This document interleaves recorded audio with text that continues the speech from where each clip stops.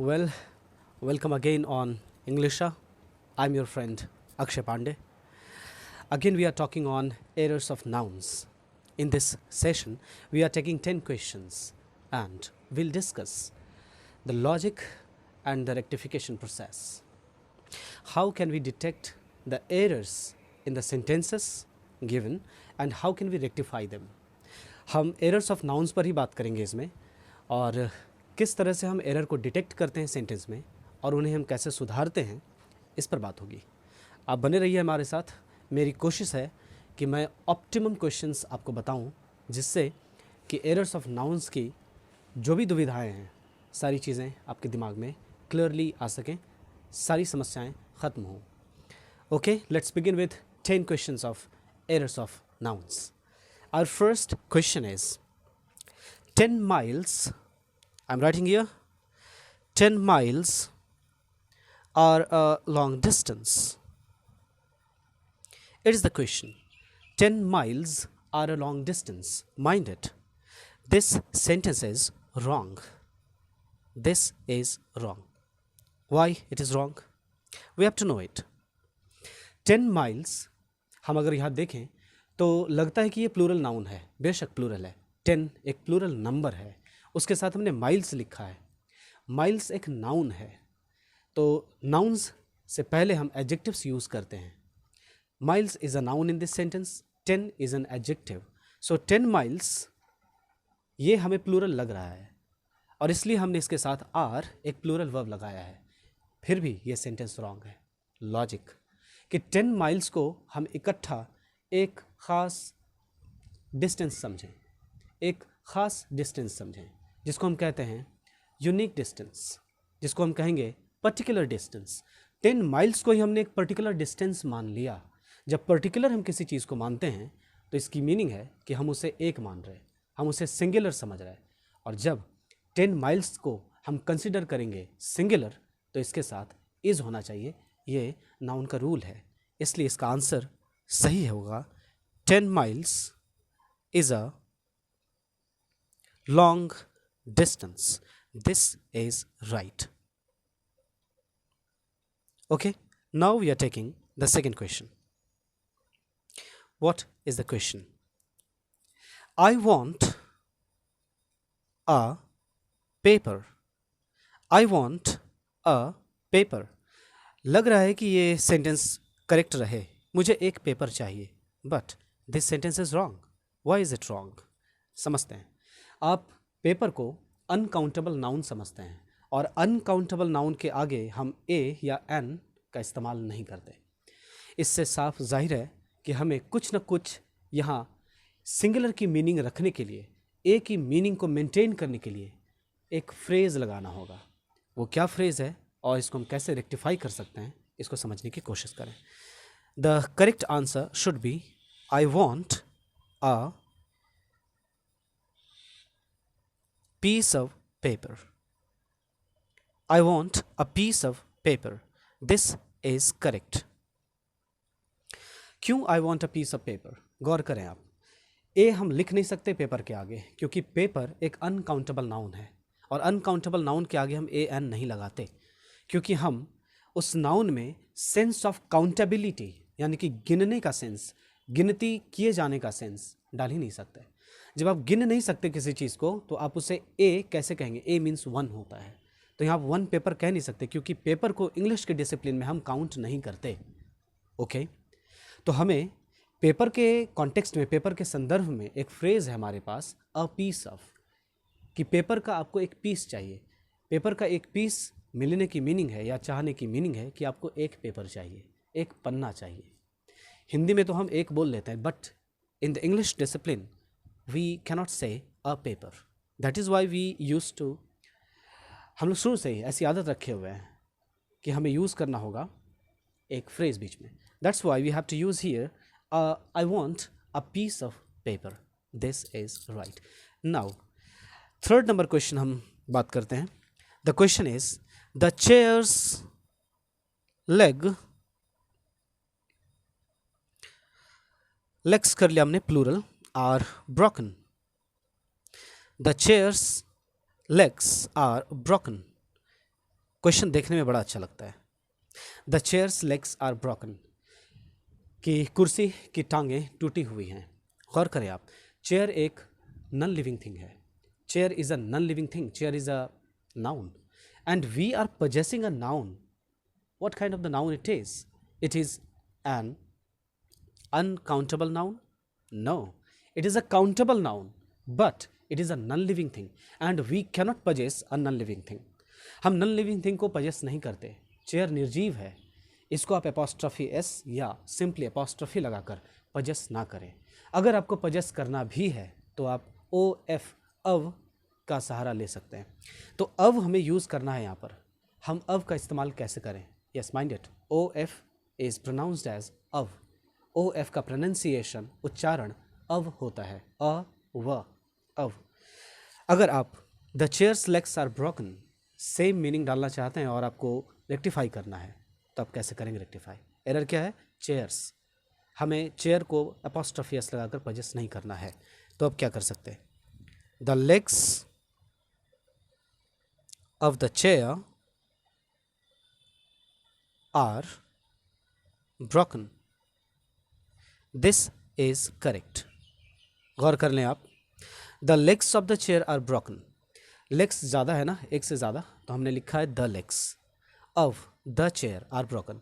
Chair में गौर करें, apostrophe S लगा, यानी कि चेयर सिंगुलर है, तो हमने चेयर को सिंगुलर ही रखा है। और टूटी क्या है? टांगे टूटी हैं, लेग्स टूटे हैं, यानी कि लेग्स के लिए हमने आर लिखा है। ऑफ द चेयर को आप हटा दें बीच से, तो सिंपली अगर आप सेंटेंस पढ़ते हैं तो हमें क्या मिलेगा? The legs are broken. वास्तविकता भी यही है, टांगें टूटी हुई हैं। ओके, अब आप कहेंगे कि लेग्स के आगे द कैसे लगाया हमने, चेयर के आगे द कैसे लगाया? तो लेग्स और चेयर दोनों ही बातें हम जान रहे हैं, मीन्स दोनों ही बातें हमारी दृष्टि में, हमारे ध्यान में हैं, यानी कि both of the nouns are used in the definite sense, and when we use something in a definite sense we use the definite article the before them, इसलिए हम द लगा रहे हैं। जब किसी भी चीज़ की आप बात निश्चित तौर पर करते हैं, आप तो श्योर है ना कि लेग्स टूटी हुई है, टांगे टूटी हैं। जब आप श्योर हैं, आप डेफिनेट आइडिया के तौर पर बात कर रहे हैं, तो आप डेफिनेट आर्टिकल द ही लगाएंगे, द लगा सकते हैं। इसलिए हम कहेंगे the legs of the chair are broken. अगर आप फिर से यहाँ कहते the legs of the chair is broken, तो ये रॉन्ग होता। चेयर को देखकर हम इज़ नहीं लगाएंगे, बल्कि लेग्स को देखकर आर लगाएंगे। एक बहुत अच्छा रूल आता है यहाँ, ध्यान रखेंगे आप। पहली बात कि मैंने जो कहा, चेयर को देखकर इज़ नहीं लगाएंगे, चेयर को देखकर कोई भी वर्ब नहीं लगाएंगे। ये रूल हमें समझ में आता है सब्जेक्ट वर्ब अग्रीमेंट चैप्टर में। ओके, तो अब हम यहाँ क्या करें? लिखा हुआ है legs of the chair are broken. Legs एक नाउन है, noun number first. O F अब एक प्रेपोजिशन है, तो प्रेपोजिशन प्लस चेयर एक नाउन नंबर सेकंड है, यानी हमारे पास स्ट्रक्चर बनता है noun number first plus noun number first plus preposition plus noun number second. तो वर्ब जब भी आएगा नाउन नंबर फर्स्ट के मुताबिक आएगा। नाउन नंबर फर्स्ट के मुताबिक आने की मीनिंग क्या है कि नाउन अगर सिंगुलर है तो वर्ब सिंगुलर होगा, नाउन अगर प्लूरल है तो वर्ब प्लूरल होगा। लेग्स यहाँ पर प्लूरल नाउन लिखा है, इसलिए हम लोग आर प्लूरल वर्ब लगा रहे हैं। बढ़ते हैं क्वेश्चन नंबर 4 की तरफ, ध्यान से समझें, बहुत मज़ा आएगा। Question number 4 is there are many cattles in the field. There are many cattles in the field. अब गौर करें, हमने लिखा देयर आर मेनी कैटल्स। अब यहाँ पर एक रूल जानना होगा, मेनी एक एडजेक्टिव है और मेनी के बाद कोई भी प्लूरल नाउन यूज़ करते हैं हम, मेनी के बाद हमें काउंटेबल नाउन यूज़ करना चाहिए। काउंटेबल नाउन यूज़ करने की मीनिंग ही है कि हम उसे गिन पा रहे हैं, और जब तक किसी नाउन में गिनती का सेंस, काउंटेबिलिटी का सेंस नहीं होगा, तब तक हम उसे प्लूरल भी नहीं बना सकते। हम किसी नेक्स्ट वीडियो में ये कवर करेंगे, बहुत अच्छे से मैं समझाऊंगा आपको कि काउंटेबल नाउन और प्लूरल नाउन क्या हैं, ये दोनों कैसे ही इंटरलिंक्ड हैं, कैसे हम काउंटेबल नाउन को प्लूरल बनाते हैं और क्यों बनाते हैं। क्या काउंटेबल नाउन ही सिर्फ प्लूरल बन सकते हैं? समझना होगा इसको। फिलहाल मैं आपको रूल बताता हूँ। मेनी एक प्लूरल एडजेक्टिव है और किसी भी प्लूरल एडजेक्टिव के बाद हमें प्लूरल नाउन यूज़ करना चाहिए, दैट्स फाइन। कैटल्स हमने यहाँ प्लूरल ये नाउन यूज़ हमने कर दिया, प्लूरल में यूज़ कर दिया। कैटल्स लग भी रहा है प्लूरल क्योंकि एस लगा है अंत में, लिखा हुआ है अंत में, लेकिन आप ध्यान रखें, कैटल्स कोई वर्ड होता ही नहीं है, कैटल्स प्लूरल नहीं है, कैटल का प्लूरल कैटल ही होता है। मीन्स हमें कैटल्स में से एस को हटाना होगा और हम लिखेंगे अपना answer, there are many cattle, there are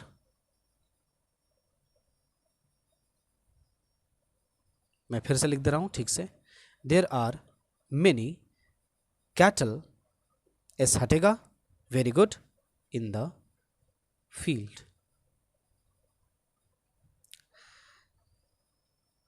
this is correct. Many के बाद प्लूरल नाउन होना चाहिए, कैटल एक प्लूरल नाउन है, बिना एस वाला प्लूरल नाउन है। यानी यहां पर एक रूल आता है कि there are some nouns that are singular in looking but plural in function, कि दिखने में नाउन सिंगुलर लगेंगे आपको लेकिन वो प्लूरल होते हैं। इसी रूल में से एक नाउन हमारे पास कैटल आया। दूसरा नाउन मैं बताता हूँ, पुलिस। पुलिस देखिए, पुलिसेस नहीं लिखा हुआ है, पुलिसेस प्लूरल लगता, लेकिन पुलिस सिंगुलर लगता है दिखने में सिंगुलर हो लेकिन फंक्शन में इस्तेमाल में प्लूरल हो। दिखने में सिंगुलर लगे, इस्तेमाल में प्लूरल हो। Like offspring, children, CHILDREN, children. आप गौर से देखें, चिल्ड्रन हमने चिल्ड्रंस नहीं बोला, यानी कि चिल्ड्रन सिंगुलर लगता है दिखने में लेकिन मीनिंग में प्लूरल होता है, सेंस में प्लूरल होता है। बढ़ते हैं नेक्स्ट क्वेश्चन नंबर 5 की तरफ। Our question number 5 is, I saw beautiful sceneries, I saw beautiful sceneries in Kashmir. I saw beautiful sceneries in Kashmir. This is a wrong sentence. Why? सब कुछ अच्छा लग रहा होगा कि हमने बहुत नज़ारे देखे, बहुत सुंदर सुंदर नज़ारे देखे कश्मीर में, लेकिन क्या ऐसा कहना सही है? नहीं है, क्योंकि हमने सीनरी का प्लूरल लिख दिया सीनरीज, जो कि रॉन्ग है। सीनरी का प्लूरल सीनरीज बनता ही नहीं है। सीनरी का प्लूरल आप SCENERY एस लगाकर भी नहीं बना सकते, या फिर वाई को हटाकर आई और ES जोड़कर भी प्लूरल नहीं बना सकते। यानी कि दोनों ही वेरिएंट, दोनों ही फैशन रॉन्ग हैं, सीनरी के प्लूरल नहीं होते। सीनरी को हमें सीनरी ही लिखना होगा, because the word scenery is always used in singular, that's why we have to change it in singular. So the correct answer should be, I saw beautiful scenery in Kashmir. This sentence is right. I saw beautiful scenery in Kashmir. आपको scenery बोलनी है, sceneries नहीं। Question number 6 देखते हैं और समझने की कोशिश करते हैं। One should not hate the poor. One should not hate the poor. किसी को भी गरीबों को देखकर हेट नहीं करना चाहिए, यानी किसी भी इंसान को गरीबों से घृणा नहीं करनी चाहिए। One should not hate the poor. Sentence wrong है। कैसे? अब गौर करें, द के बाद हम कभी भी नाउन लिखते हैं, वेरी गुड। द के बाद हमने पुअर्स लिख दिया, गरीबों। हिंदी में हम कहते हैं गरीबों से हमें घृणा नहीं करनी चाहिए। तो हिंदी में जो हम बोलते हैं ना गरीबों, बहुवचन में, प्लूरल में, इसी को हम जस्ट ट्रांसलेट कर देते हैं इंग्लिश में पुअर्स। इसी जगह मैं कहता हूँ विद्यार्थियों से, लोगों से, कि हिंदी को आप जस्ट ट्रांसलेट मत करें इंग्लिश में, क्योंकि हिंदी की डिसिप्लिन अलग है, इंग्लिश की डिसिप्लिन अलग है। इंग्लिश को आप इंग्लिश के डिसिप्लिन में सीखें, हिंदी को आप हिंदी के डिसिप्लिन में सीखें। यानी किसी भी भाषा को आप उसी भाषा के डिसिप्लिन में सीखें। अगर ऐसा सीखते हैं तो वो भाषा आप अच्छे से सीखते हैं। भाषा की अपनी गरिमा होती है, भाषा की अपनी डिसिप्लिन होती है, उसका एक अनुशासन होता है। यहाँ पर इंग्लिश के डिसिप्लिन में हम सीखेंगे, माइंड इट। यहाँ पर एक रूल आता है कि कुछ एडजेक्टिव्स ऐसे होते हैं, एडजेक्टिव्स ध्यान दीजिएगा, कि उन एडजेक्टिव्स के पहले अगर हम द लगा दें तो अब वो एडजेक्टिव नहीं रह जाता है, बल्कि वो एडजेक्टिव एक प्लूरल नाउन बन जाता है। ध्यान रहे, अब वो एक एडजेक्टिव नाउन बन जाता है। नाउन तो बनता ही है, साथ साथ प्लूरल नाउन बन जाता है। उसी तरह एक एडजेक्टिव हमारे पास पुअर है। मैं समझाता हूँ पुअर कैसे एडजेक्टिव है। Poor boy, poor man, a poor old man, एक गरीब बूढ़ा, एक गरीब लड़का। तो लड़का कैसा है? गरीब है। बॉय कैसा है? पुअर है। तो बॉय के लिए हम बोल रहे हैं poor, poor boy. Boy is a noun, noun से पहले हम एडजेक्टिव लगाते हैं, तो पुअर वर्ड एडजेक्टिव हुआ। रिच बॉय, बॉय से पहले हमने रिच लिखा। रिच बॉय के बारे में कुछ आपको विशेष बता रहा है। विशेष बात जब बताए, जो शब्द आपको नाउन या प्रोनाउन के बारे में कुछ विशेष बताए, वही शब्द तो विशेषण कहलाते हैं। Okay, so rich and poor यहाँ पर एडजेक्टिव हैं। लेकिन द रिच अगर हम बोल दें, पुअर से पहले हम द लगा दें, रिच से पहले हम द लगा दें, तो अब the rich the poor adjective नहीं रहा, बल्कि प्लूरल नाउन बन गया, क्योंकि इनके बाद हम पीपल या पर्सन नहीं लिखते। द पुअर कहने से खुद मीनिंग आ जाती है the poor people. The rich कहने से खुद मीनिंग आती है the rich people. The honest कहने से खुद मीनिंग आती है द ऑनेस्ट पीपल। यानी पीपल वर्ड को हम हाइड कर सकते हैं। ये एक रूल है, ये एक डिसिप्लिन है इंग्लिश की। जब द पुअर मैं पहले से ही कह रहा हूँ कि प्लूरल है, तो अब उसे ज़बरदस्ती, अब उसे अगेन प्लूरल बनाने की क्या नीड है? यानी पुअर को हम पुअर्स नहीं लिखेंगे। So the correct version of this question is one should not hate the poor. One should not hate the poor. गौर करें, द पुअर हम लिखेंगे। The poor means the poor people, खुद ब खुद इसमें प्लूरल मीनिंग है। Now this sentence is right. Again we are moving for the next question, that is question number 7th. I hope you are enjoying our video, you are enjoying your session. It's yours, mind it, it's yours. ये आपका घर है, ये आपका channel नहीं है, ये आपका घर है। आप यहाँ बहुत अच्छी अच्छी चीज़ें सीखेंगे और आपको ऐसा कनेक्शन फील होगा, आपको लगेगा कि आपके घर का इंसान कोई आपसे बात कर रहा है। आप हमारे साथ सिर्फ बने रहें। मन हो, अच्छा लगता रहा, सेशन अच्छा लग रहा हो, like share comment and subscribe करते जाएं। परिवार बनते जाएं, आप आगे बढ़ेंगे हम। ओके, नेक्स्ट क्वेश्चन इज, बहुत अच्छा क्वेश्चन मैं बता रहा हूँ। द फर्स्ट इनिंग, मैच वाली inning, the first inning is going to over now, going to be over now, be होना चाहिए। The first inning is going to be over now, sentence wrong है। कैसे wrong है, क्या error है, detect करते हैं। हमने कह दिया द फर्स्ट इनिंग। इनिंग कोई शब्द होता ही नहीं है, जबकि हम हिंदी में बोलते हैं इंडिया की अभी कौन सी इनिंग चल रही है, अरे फर्स्ट इनिंग है। नहीं, inning, the word inning is wrong. We have a word innings, इसको हम एस लगा कर बोलेंगे। और माइंड करें, ध्यान रखें, जिस तरह से news word NEWS news plural लगता है दिखने में लेकिन सिंगुलर होता है, उसी तरह से इनिंग्स वर्ड भी प्लूरल लगता है दिखने में, सिंगुलर होता है लेकिन। इसलिए हम कहेंगे the first innings is going to be over now, this is right. Innings के लिए हमने इज लगाया, ये करेक्ट है। इनिंग्स दिखने में आपको प्लूरल लग रहा होगा, आपको लगेगा आर लगाना चाहिए, but this is wrong because we have to know the rule. Innings is singular. आपको लगेगा ये सारी चीज़ें मैं कैसे जान रहा हूँ, तो मैंने रूल्स सीखे, मैंने ग्रामर की पढ़ाई की। आप भी अगर सीखते रहेंगे तो आपको भी इसी तरह से समझ में बातें आएंगी। और डायरेक्टली हमसे जुड़ने के लिए डिस्क्रिप्शन में नंबर दिया हुआ है, सारी वीडियोस की लिंक दी हुई है, सारे मेरे प्रोफाइल एंड पेजेस की लिंक दी हुई है। आप सारी जगह से जुड़ सकते हैं हमसे। डायरेक्टली हमसे बात करने के लिए व्हाट्सएप नंबर दिया हुआ है, आप वहाँ हमसे जुड़ें। टेलीग्राम को फॉलो करें, आप हमारे साथ कनेक्टेड रहें, मैं आपको एक अच्छी स्थिति तक ले जाकर पहुँचाऊँगा, आई प्रॉमिस यू। बढ़ते नेक्स्ट क्वेश्चन, क्वेश्चन नंबर 8 की तरफ। हमारा क्वेश्चन है, I bought my furnitures, I bought my furnitures by goods train. मैंने अपने घर के फर्नीचर्स गुड्स ट्रेन से खरीदे, मतलब सामान ढोने वाली ट्रेन जो होती है उसी से मैंने अपनी फर्नीचर घर की मंगवाई है।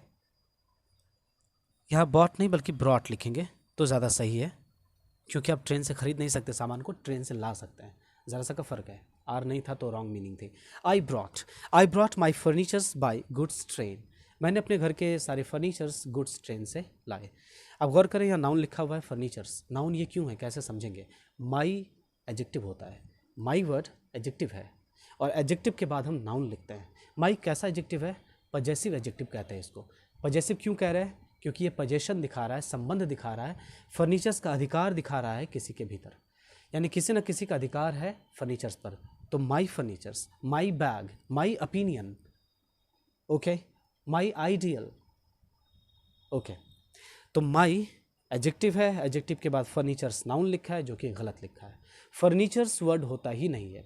फर्नीचर का प्लूरल सीनरी के जैसे ही सीनरीज नहीं बना सकते, जैसे पोइट्री का प्लूरल पोइट्रीज नहीं बना सकते, उसी तरह फर्नीचर का प्लूरल फर्नीचर्स नहीं बना सकते, जैसे म्यूज़िक का प्लूरल म्यूजिक्स नहीं बना सकते।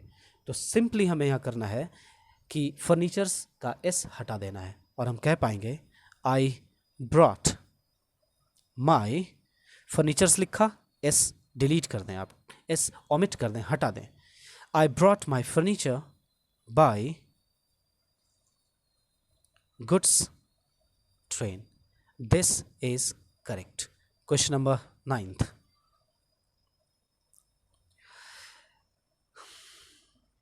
नाइन्थ है question, he gave me many informations. Information लिखा, अब इसमें एस लगा हुआ है पहले से, ये सेंटेंस रॉन्ग है, क्योंकि इंफॉर्मेशन भी एक ऐसा नाउन है जिसका हम प्लूरल इंफॉर्मेशंस नहीं बना सकते। यानी कुछ ऐसे नाउन्स होते हैं जो हमेशा सिंगुलर में यूज़ किए जाते हैं, यही रूल है। There are some nouns that are always used in singular. इसमें इस रूल के तहत हमने कुछ अभी यहाँ क्वेश्चंस लिए हैं, कुछ वर्ड्स लिए हैं, जैसे फर्नीचर फर्नीचर्स नहीं बनता, म्यूज़िक म्यूजिक्स नहीं बनेगा, न्यूज़ हमेशा सिंगुलर में, सीनरी का सीनरीज आप प्लूरल नहीं बनाएंगे, पोइट्री का पोइट्रीज आप प्लूरल नहीं बनाएंगे, और एक नेक्स्ट अभी वर्ड देख रहे हैं हम लोग, नाउन देख रहे हैं हम लोग, इन्फॉर्मेशन। इन्फॉर्मेशन का प्लूरल इन्फॉर्मेशंस नहीं बनाएंगे। क्या लिखेंगे हम? The correct answer should B he gave me many pieces of information. अब आपको लगेगा कि पीसेस ऑफ हमने कैसे लिखा, गौर कीजिए। मेनी के बाद हम सिंगुलर नाउन नहीं लिख सकते, क्योंकि मेनी एक प्लूरल नाउन लेता है अपने आगे अपने बाद। तो मेनी के बाद हम इन्फॉर्मेशन को प्लूरल बना ही नहीं सकते, क्योंकि इन्फॉर्मेशंस नहीं बनता। तो मेनी के बाद इन्फॉर्मेशन अगर हम लिखते हैं तो हम सिंगुलर नाउन लिख रहे हैं, और मेनी के बाद तो हमें प्लूरल नाउन चाहिए। तो मेनी इन्फॉर्मेशन, ये सेटिंग ऑफ द वर्ड्स हम लिख ही नहीं सकते। तो मेनी की मीनिंग को रखने के लिए हमें कुछ ना कुछ एक फ्रेज़ लगाना होगा। जैसे ऊपर में हमने अ पीस ऑफ पेपर लगाया था, एक फ्रेज़ ए की मीनिंग को मेंटेन करने के लिए, क्योंकि हम पेपर के आगे ए नहीं लिख सकते, तो ए की जगह हमने अ पीस ऑफ लिखा। उसी तरह मेनी नहीं लिख सकते इन्फॉर्मेशन के आगे, तो मेनी की जगह हमने लिखा many pieces of. Pieces of तो होता ही, मेनी लिखा था, मेनी लिख दिया। अब आपको लगेगा कि इन्फॉर्मेशन की टुकड़ी, इन्फॉर्मेशन के टुकड़े आप जो कहें पीसेस कैसे संभव है? तो भाई ये पीसेस नहीं है, बल्कि पीसेस एक डिसिप्लिन है कहने का। मेनी पीसेस ऑफ इन्फॉर्मेशन कहने की मीनिंग है कि कई खबर मुझे मिली उससे, उसने मुझे कई खबरें दी। हिंदी में तो खबरें कह लेते हैं, लेकिन इंग्लिश में इन्फॉर्मेशंस नहीं कह पाते। यही डिसिप्लिन है इंग्लिश की। So the only correct version of this question is he gave me many pieces of information. The last question of this session, that is the question number 10th। And मैं यहाँ पर बहुत ही अच्छे question आपको बताने जा रहा हूँ। और elders gave us many advices। गौर करें, मैंने यहाँ लिखा है our elders gave us many advices। चलिए, मैंने पहले ही रूल के ये क्वेश्चन ले लिए, ये वर्ड लिए। जैसे इन्फॉर्मेशन देखा, सीनरी देखा, पोइट्री देखा, music, news, luggage, baggage, information, उसी में से एक वर्ड है एडवाइस। एडवाइस भी अपने प्लूरल नहीं बनाता एडवाइसेस बनकर। एडवाइस का प्लूरल एडवाइसेस नहीं होता है। एडवाइस की मीनिंग होती है सजेशन, और एडवाइसेस की मीनिंग होती है इन्फॉर्मेशन। गौर करें, एडवाइस जब प्लूरल बन जाएगा एडवाइसेस, तब इसकी मीनिंग बदल जाएगी। एडवाइसेस वर्ड करेक्ट है, अपने आप में करेक्ट है, लेकिन दूसरी मीनिंग के साथ, इन्फॉर्मेशन की मीनिंग के साथ। तो एडवाइस की मीनिंग अगर आपको सजेशन रखनी है और आप इसे अगर प्लूरल बना रहे हैं तो रॉन्ग है। कहने की इसकी मीनिंग है कि हमारे बड़े हमें बहुत सारी सलाहें देते हैं, तो कई सलाहें हमें मिलती हैं।